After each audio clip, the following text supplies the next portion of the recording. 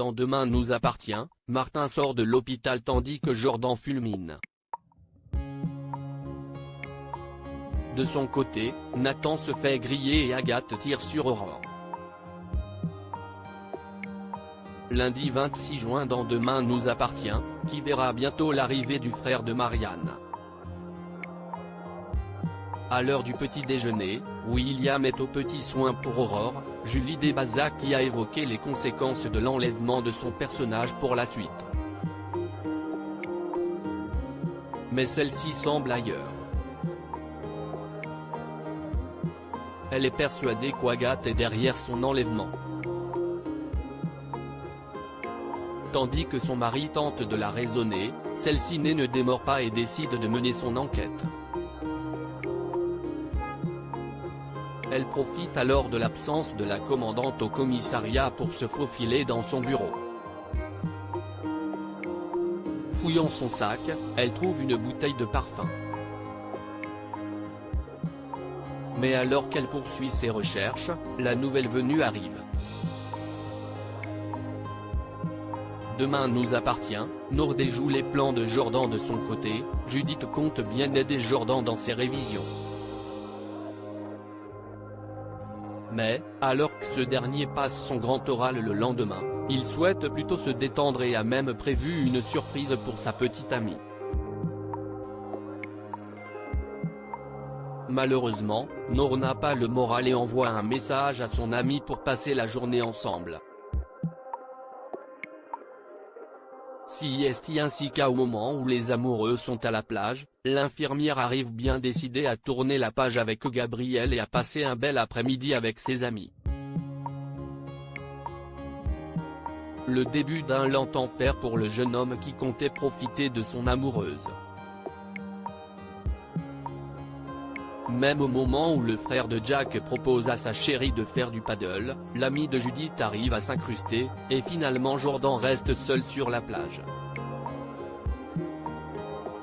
Boudeur, il est rejoint plus tard par sa fiancée, qui lui promet qu'ils passeront la soirée ensemble le lendemain. Demain nous appartient, Bart et Mona surprennent Nathan. Au matin, Nathan se réveille au spoon avant d'effacer toute trace de sa présence. Alors que Mona arrive, le serveur est attablé en pleine révision. Sieste alors que la cuisinière explose. Une fois encore, de la nourriture a disparu pendant la nuit. Bart arrive à la rescousse et est à deux doigts d'aller voir la police pour intrusion. Sieste alors que Nathan avoue qu'il dort dans la réserve du bar depuis 2 semaines car viré de son foyer. Tandis que Mona lui propose de venir chez elle, le jeune homme refuse. Par ailleurs, il leur fait promettre qu'il ne parle pas à son père et à sa sœur.